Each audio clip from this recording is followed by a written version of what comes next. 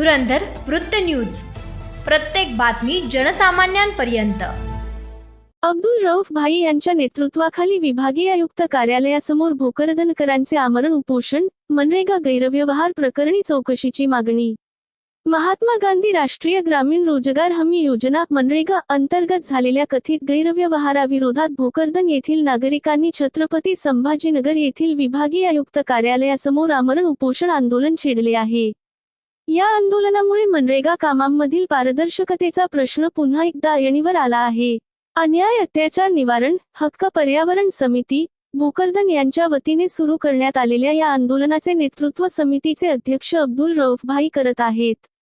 मनरेगा अंतर्गत करण्यात आलेल्या काही कामांमध्ये मोठ्या प्रमाणात अनियमितता व आर्थिक गैरव्यवहार झाल्याचा आरोप आंदोलकांनी केला असून संपूर्ण प्रकरणाची उच्चस्तरीय चौकशी करून दोषींवर कठोर कारवाई करण्यात यावी अशी मागणी करण्यात आली आहे।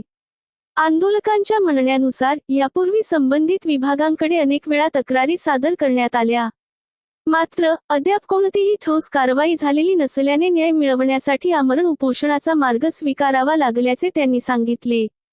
जनतेच्या कररूपाने जमा झालेल्या निधीचा योग्य वापर व्हावा, भ्रष्टाचाराला आळा बसावा आणि दोषींना शिक्षा व्हावी या उद्देशाने हे आंदोलन सुरू असल्याचे आंदोलकांनी स्पष्ट केले। प्रशासनाने तात्काळ दखल घेऊन निष्पक्ष चौकशी करावी, अन्यथा आंदोलन आणखी तीव्र करण्याचा इशाराही देण्यात आला आहे।